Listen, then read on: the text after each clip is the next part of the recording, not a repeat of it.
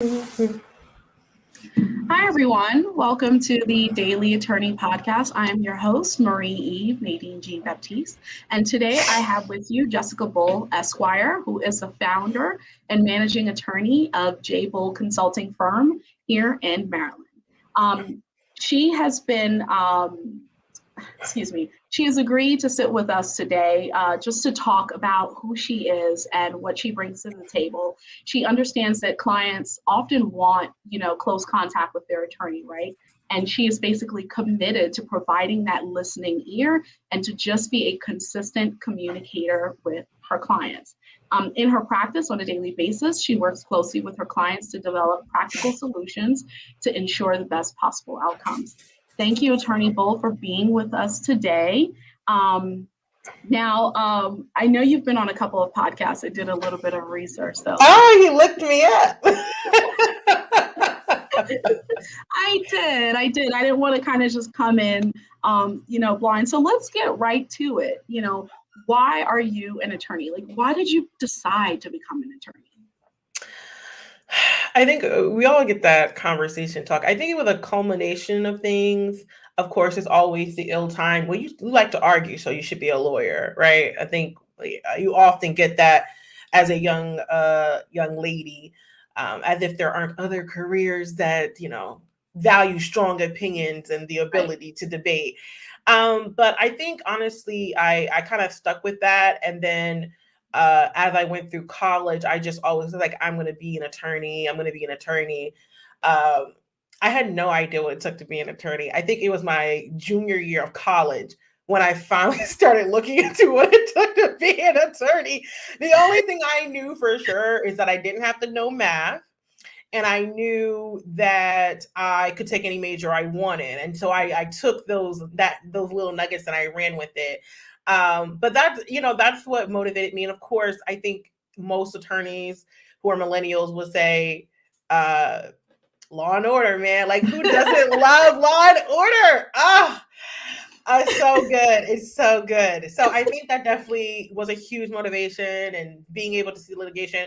But once I actually started participating in the process and meeting other attorneys, it became very clear that I had a skill set to be able to be very functioning in the career, not because I could argue, but honestly because I enjoyed reading and writing. And that was something that came very naturally to me.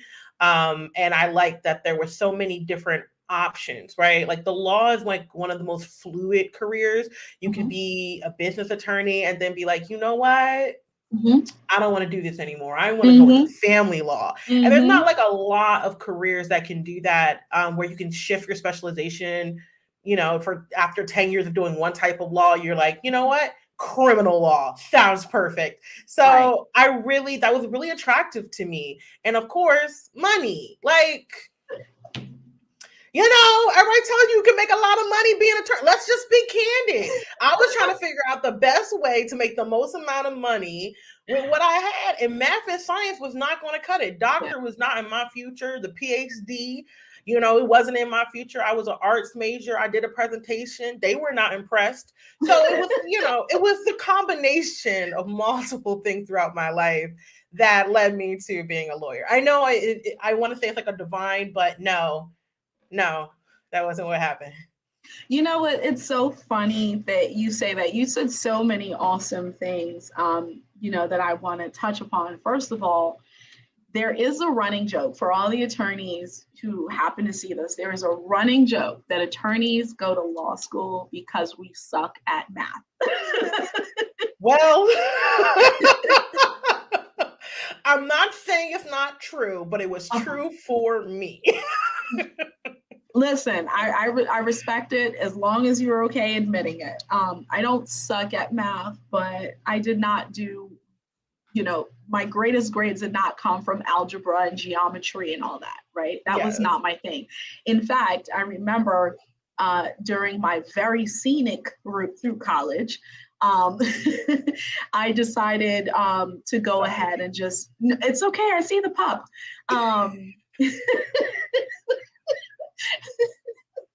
Your dog is like, no, wait a minute. You're not gonna have an episode without me. Okay? No, I I'm know. so sorry. No. See, this is why I have the show, right? It's to show that we are real humans, right? And what better human thing than to have your dog just show up and make an appearance? If it's not the kids, it's the dogs. Yes. Sorry. Yes. She's And 7 months. She's like my little toddler. oh yeah. I remember that one. I We're just remember gonna that ignore space. her. She's having a good time. It's okay. Well, thank you for allowing her to make an appearance. But throughout my time, I remember taking an accounting class, and I remember sitting there like, what is this? Yeah. It's like a different language to me, right? And I just was not prepared to kind of sit down and actually allow that kind of math in my head. 100%. But speaking of Law and Order, so I'm a huge SVU fan. You too? Yes. Olivia, get them Yes. every time. I was really upset when Detective Stabler left. I was so mad, but I was even happier when he came back. And he has his own show now. I don't remember which network, but I need to watch that. He does a really, really good bad guy character. He was in a couple of movies that me and my mom watched, and he was like totally bad guy. And I was like, whoa, I am here for this. Yes, he's multifaceted. Yes. Very, very much so. But another great thing that you touched on was the whole, being able to kind of like catapult your career into a different trajectory whenever you felt like it, And we're part of, several Facebook groups. I don't know if you're part of the Babes group on Facebook, but, a lot of the attorneys, they talk about, just wanting something different and deciding, maybe corporate law or, medical law is just not something that they want to do. And so they change it. So it's one of the great things that we do have that most people don't. Yeah. Agreed. So did you always kind of have that idea in your head that you wanted to focus on? So for those that don't know, can you kind of just list your practice areas? Okay, yes. So I run a business in, I say trademark law firm. We cover business formation such as LLCs, partnerships, nonprofits, to contract negotiations, reviews, and drafting. We are in the IP field for trademarks, copyrights, of course, also defending and monetizing it. We're launching our licensing program this year to really help course creators monetize their intellectual property. And of course, we offer general counsel services, which is basically like attorney in your business for those weekly, monthly, day-to-day activities. And we serve as in-house counsel for some of our clients as well. So let me get this straight. You decided I don't want to work on math. I want to go into one of the more, definitely lucrative, but more complicated areas of law. No, wow. So I'm saying wow because, I didn't know anything about like IP when I graduated law school. I went to law school to be a prosecutor. I went to law school. Yes, I said law and order. I meant that thing. Like I went to law school to be a prosecutor. And upon graduation, I struggled for a bit, but I finally got a fellowship at the Office of Attorney General in DC. And I served as a juvenile prosecutor, and then I served as an adult prosecutor within the District of Columbia. What happened was nobody wanted to give me a job. Yeah. So what people don't always tell you is that if you don't like law school, like law is very traditional. There's only like, I would say about 3 paths you can take where people are going to guarantee you some type of work. Corporate. Obviously, I don't know if you guys are picking it up, but your girl wasn't like the most traditional attorney. So I was like, I don't want to lose my soul. Like, I can't work for the big firms. Corporate, it tells you that you're going to have a hard time finding a job for about 5 years. So I basically decided, I did some contract work, and I basically decided after working as a prosecutor, I feel like I learned and I interacted with a lot of attorneys. And what I realized as a Black woman is, number one, is that these people are not as competent or more competent than me. That's the first thing I learned. I also worked with quite a few attorneys, white and Black, mainly white men, and they were out there and they were running their own firm. And let me tell you, I said, if they can do it, I 100% can do it. Yeah. And so I basically developed my firm over time. I started out saying I wanted to do like a credit repair firm. And then I was like, oh, I'm going to do bankruptcy. And then I was like, no, I'm going to be a defense attorney. So this all happened within a space of about 72 hours. I finally landed on. I thought you were going to say 2 weeks, 3 weeks, a year. I finally landed on contract law. And then from there, I started just developing what I thought was interesting. And I got connected to other IP attorneys. I actually was able to get some continuing learning. I involved myself in some courses. I self-taught myself, which is something that people don't tell you a lot of times. Like lawyers teach themselves a lot of stuff. So I taught myself and I launched trademarks and copyright. And as I've progressed in my firm, obviously I've got better at running a firm. And that's how I kind of figured, and once you get into business, I'm from a family of entrepreneurs. So I'm one of 7. Okay. And so there's 9 of us and all of us have businesses. So between helping my family and helping my clients, it just became very natural to develop these different aspects of the business, because this is what every business owner needs if you're running a business, no matter what stage you are in. It just didn't make sense to me not to offer those services. Of course, we're not going to do litigation. I'm saying, of course, but I'm not going to court for you.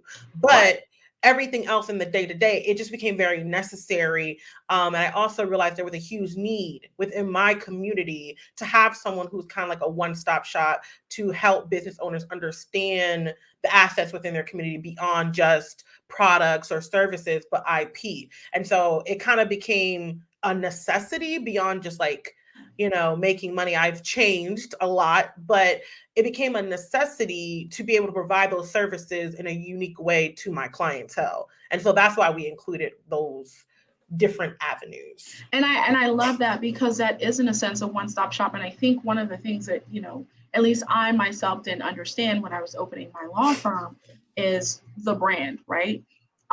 In your mind, you just say, oh, no, I'm the only attorney working here. But as you realize, and as you get better and better at what you do, you start to develop your brand and you realize, whoa, this is a movement. This is a voice. I need to kind of like create my own lane.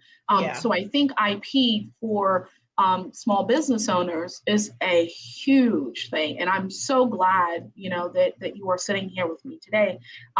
Because I only know one IP attorney. Her name is Dana Blue.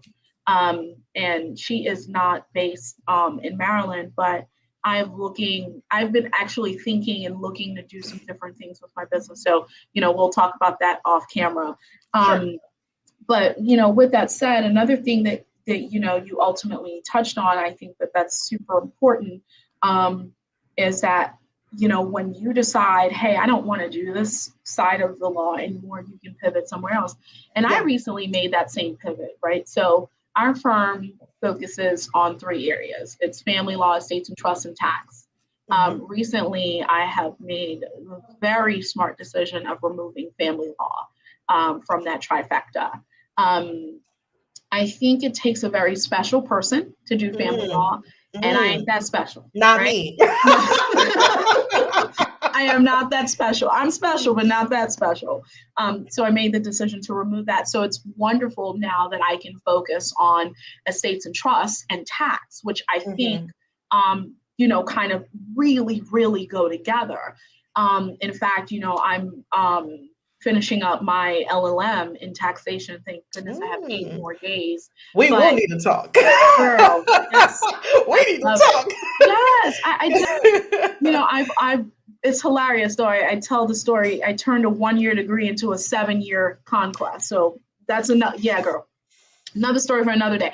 But but with that said, it's really, really great. And I'm so glad you said that, because a lot of people listening do not understand how we can just transform, as time requires it, because not everything is going to stay, static in the way that it is. So I think it's really awesome.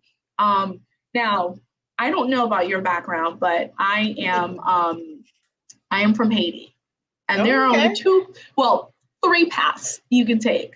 doctor, lawyer, nurse. That sounds right. That sounds right. Yeah. So when you said, I'm not destined to be a doctor, I just lit up. I was like, oh my gosh, this definitely sounds like an internal conversation. Because it was either, I told my mom was like, oh yeah, you could be a nurse. I was like, Mom, the world doesn't need another Haitian nurse. It's too many liquids for me coming out of bodies. Yeah, that too. See, I didn't think that far. I was like, I didn't think that far. I can't do it. So my next question for you is, what do you really value being an attorney? Because I think we're in a wonderful position for our clients to know the law, to be able to provide resources and get them from A to Z. And there's a lot of steps, in between A to Z. So like what part of being an attorney or being a business owner that, you've come to value over the years? That's such a good question. I would say I almost want to break them up. I think one of the things that I value about being an attorney and being the kind of attorney that I am is I'm part of a very small part of a very niche field. There's only 2.8% of attorneys are Black women. And I think that I was telling my mom, I was actually talking to her the other day, I was like, I am the dream that I was looking for. Right. I am a Black woman who was an attorney. And I remember looking for us when I was trying to figure out what it took to get to the goal. Right. I think that the law school, getting to the attorney is very elusive. Attorneys are not very good at giving step-by-steps, even though that's our job to break things down. And so I am so happy that I'm able to represent a group of women to aspire, not just Black women, but other women and girls of color who want to pursue this field and that they can stay uniquely themselves in doing so. I think that most people, when they think lawyer, they're not thinking the young girl with a nose ring and some dreadlocks. They're looking at the person with a Black suit, and the white thing, maybe a little pearl, right? Stuff like that, right? And that can be very isolating if you don't think you belong somewhere. So I think that's one of the most amazing things that I love about being an attorney. What I love about being a business owner is the journey. I mean, there is nothing like running your own business that will teach you so much about yourself because you are the health of your business. And so I have learned so much about myself. I feel like I have become so much more powerful. Like you really can't tell me I can't do something. When you make money with your hands on your own and you figure it out and you blood, sweat, and tears. Yes. And you are a CEO and you are hiring. And it's not just the service, because I think that the attorney part can be easy, but they always say attorneys make terrible business owners, right? Because they are so into the law, building the processes and being able to help other business owners realize that this is an option for them, that this is something that they can do. I love that about being a business owner. I also like being able to work wherever I want, pick up the laptop and go. That to me is probably one of, I don't know why my internet is acting funny, but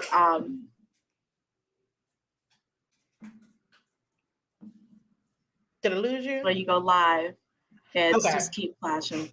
But I love it. So being, I say brown, right? Because there's so many different shades. Yes. That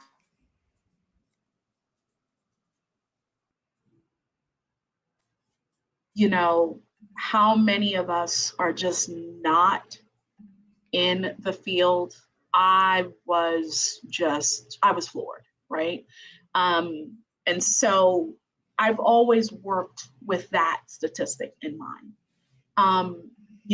Like you said, less than 3% is African American, but less than 8% is brown, and we're talking, people from all shades of light. That's scary. Yeah. So I get calls a lot, and I'm sure you do too, with clients that are like, I say to them, I'm like, oh, how'd you find me? This, I just Googled, minority-owned firm. And I'm like, whoa, okay. Yeah. Okay. I didn't even know that was a thing that people, was looking for. So I think it's very empowering for us to be in that position, to kind of be a voice for many, young brown men and women who just, who may not believe that, they can get to where we are. And, you know, speaking of the whole like non-traditional look, I mean, I personally think you look fine, right? But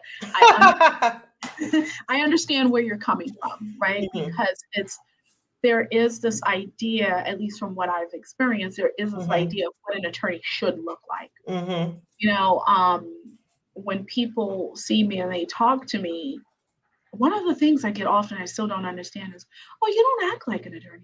What does Yeah, an attorney act like? You know, and that kind of sucks that the public's perception is that attorneys are, you know, in a sense, kind of full of themselves, and they're not approachable, and they're not very warm. Again, it's 100% the reason why I started this podcast, because I'm like, we are more than sitting at our desk, crunching numbers, reading books, doing this, doing that. Like, we're just so much more than that. yeah. Um, you know, and I think so that definitely segues me, you know, to, I guess, my next question. Um, for you, outside of the law, you know, what are your passions? Like, what do you like to do to kind of like give back to your community and so forth and so on? Okay. Well, one of the things that I really enjoy doing is hosting workshops.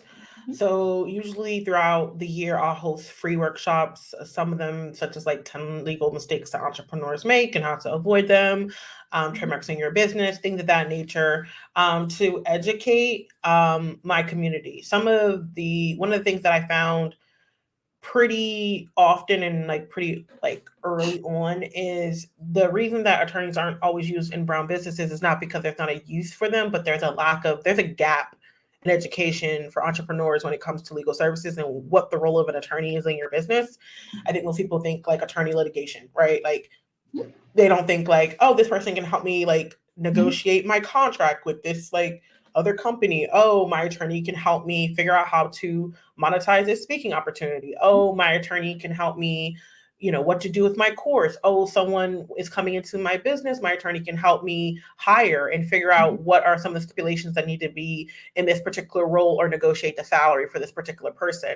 And I think that education, I know that a lot of attorneys get frustrated with people and potential clients because they're like, of course I don't do that. But in my mind, I'm just like, but how would they know that? If you've never worked Right. with an attorney, Yep. attorneys are very cagey. Like we're not, if we kind of talk to each other a Right. lot. So the Right. workshops are a way to give back, provide information. Of course, like I'm very active on social media. And of course, it's like a good marketing strategy as well. But my heart is to educate. Anyone who knows me knows that I enjoy teaching and I enjoy educating. For free time for myself, you can catch me outside with this little critter. She is my favorite pastime, 100%. Walking outside and just enjoying her. And then I'm a very active colorist. One of the things you learn quite early is that no matter what kind of law you practice, it's stressful. You're talking about people's lives in some kind of capacity. You're talking about doing it ethically and well, and you need ways to decompress that aren't attached to a screen.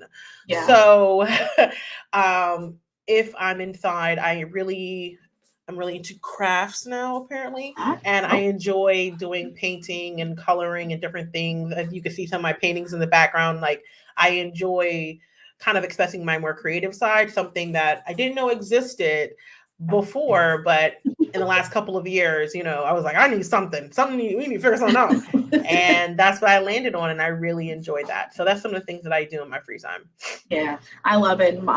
For me, it's not arts and, well, it's crafts, but it's definitely not art. I am not Mm-hmm. a colorist. Um, I can barely stay in between the lines. I actually make, you know, bath and body products, and I've been making them for years. Yeah, so I totally get, you know, needing to kind of get out and just take care of yourself. Um, but it's funny that you mentioned, you know, individuals who don't know what being an attorney, or rather what working with an attorney is like, and they automatically think that that person is supposed to be, you know, someone who's just like all about litigation and stuff like that. And I know the number one thing that people think of when they are, you know, working with attorneys is, oh my gosh, you know, my bill is going to be huge. And Mm-hmm. You know, they think that, you know, we are all about litigation and we're all about, you know, kind of creating that negative atmosphere. Yeah. And I'm not, you know, and I cannot speak for any other attorney, but I'm not. Um, so I totally understand. So with that said, like, how can, when clients need to look for you, like, how do they find you? Like, what's your go-to? Social media. Most Okay. clients find me through social media. I've been working on my SEO, but it's very competitive. It's really, really hard to build that type of like presence Hmm. online Hmm. through Google, because Google funnels to who pays basically. Hmm. Like, Hmm. and so, you know, when you talk to other attorneys, they're like, referral. And I'm like, okay, but I've been practicing for like 4 years. What referrals, you Mm. know? So that the old way of getting clients is usually referrals, but I have found much success in using social media, figuring out how to utilize it and interacting. I also just get into communities. I have found that's really effective in finding out what my clients' pain points are, and communicating and providing feedback or information about it. Like, hey, this is something you hadn't thought about. And that has proven to be helpful as well in kind of like bringing people in or even getting them to know. I think half the battle is just like they have to know you exist. They have to know you exist. So if when the something arises, they're able to come to you when they're ready, or if they have a issue. Some people just don't even know you exist. So half my battle, I would say, is just informing people, hey, I exist, and then educating them like this is what I do and how I fit into what you're doing. Yeah, So, and that tagline of this is me, but this is what I do, right? Not mm-hmm. this is who I am. It's what I do, and it's one of the things I think that you know, we don't do well, right? So when someone asks you, "Oh, what kind of law do you, or what do you do? What kind of law do you practice?" It's, Mm-hmm. "I'm an IP attorney." No, it's, "I help businesses secure their legacy through Yes. intellectual property, blah blah blah, yada yada yada." Mm-hmm. Um, so those are one of the things that I kind of I have a hard time with, right? Kind of like saying the tagline versus, "Oh, I'm Marie and I own a law firm." So it's like, Yeah. okay, well, there's 50 other thousand, you know, people. What makes you different? 100%. Yeah, you know, and I think that that's a constantly evolving thing, right? It's Yeah. what makes you different. How can you stand out? Like you said, there's so many attorneys on social media now. Some of us more than others. Mm-hmm. Some of us prefer the more traditional, you know, let me go to in-person events and work with this person and do that. Yeah. I personally hate those things because Mm-hmm. for me, they make me, you know, I walk into a room and I see like 14 people standing there. I'm like, oh my God, you know, like I'm in my Mm-hmm. head versus like you, I would rather be sitting in a room with 20 different individuals who know nothing about estate planning, nothing about probate, nothing about tax, and literally having a conversation with them about, you know, why working with, you know, an attorney, it doesn't have to be me, would actually be Mm-hmm. beneficial for them. Yeah. I love educating and I love being a student. I am forever a student. I know my Yeah. mom say the same thing. Same. But you know, and I Same. think, yeah, I think that's important too. Um, so, you know, before we close, what is one impact that you hope to have on your community as a business owner? Uh, One of the impacts that I hope to leave is the impact of possibility. I Mm. think that I share my story so candidly about building, growing, and starting my business, not to minimize it, but to show that it's possible, right? I think oftentimes people, when they share their stories, it's so golden. It's like, yeah, I knew I was gonna be a lawyer, and then my mentor walked me through the process, and I got this scholarship, and then I came out and I clerked for this amazing judge, and then I got this six-figure job, and I decided after making almost $1 million, I wanted to start my own firm. So that's what I did. And I took my startup money with me and my husband, and we saved $200,000 in our mortgage home while he worked part time. And I Yeah, was able to build my business to a yeah, multi-million-dollar business in 2 years or less. That's amazing. yeah. That is an amazing, amazing story. but I don't think that's as relatable as people think it is. And And I don't so think it helps people, because when what you're doing is you're projecting the end result. You're not yes, projecting the sleepless nights, the many nights yes. where you cried thinking you're not going to make it, right? Like all like the hard stuff. You're not projecting that. It's a lot of mind, it's a lot of heart, and it's a lot of courage to do and move through the world and to build something with your name on it. Mhm. And so I think the thing that I would want to leave is possibility. Like, if you want to build something, if you want to create something, you don't have to be different or be anything that's not you. You can move forward and do it in any field, in any capacity, in any profession. You just have to want to put the work in. It's not going to be perfect. It's not going to look like this, Yeah. but it's possible. It's possible. And I think once you start thinking things are possible and they're not just dreams, it's much more easier to go about achieving them. Because I think a lot of times we dream, but really you have to think something is possible Yeah. for you to start the journey. So that's what I would I want to leave. I definitely agree. Jessica, thank you so much for that. I think that that's a wonderful, um, it's a wonderful insight to have. I personally think, and possibility is something that truly resonates with me. Yeah. In 2016, yeah, 2016, passed the bar exam, got wind of it in November. In December, I day after my mom's birthday, December 17th, I started my law firm. Wow. Like you, I made the decision that I wasn't going to wait for someone to give me an opportunity. I was going to create one myself. Mm-hmm. Um, and I had no money. I had $0, right? I think I had like Mm-hmm. $100 in my bank account. And I remember like waiting for Nissan to come get their car. Like things, Mm-hmm. just checking out the window to see if it's okay. Like, is it still there?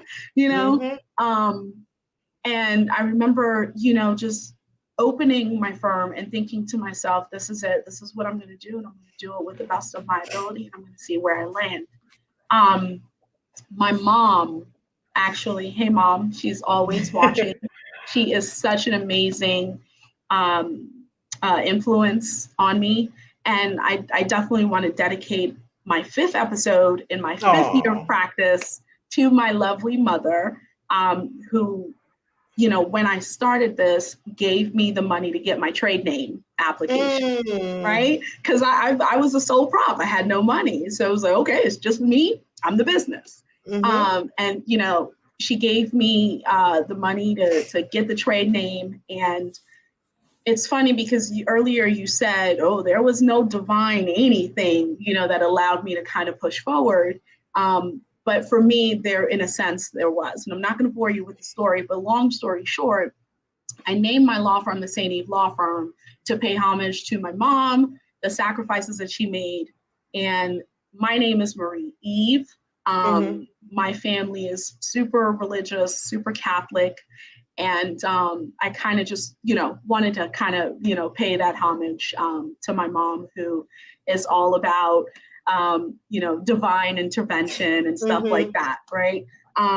So I'm in my 5th year. I'm doing my 5th episode with Jessica Bull, who talks about possibilities. If her and I are not an indication of what hard work, sacrifice, and just being different and being yourself looks like, I don't know Mm-hmm. what is, right? Yeah. So with that said, thank you, Jessica. Thank you, Mom. Thank you, everyone, for believing in me. And I hope to have many more episodes to come. And with that, bye, everyone. My name is Marie Eve Jean Baptiste. I am the owner and CEO of the St. Eve Law Firm here in Towson, Maryland. And we've just ended a broadcast with my host, Miss Jessica Bull. Bye. Bye-bye.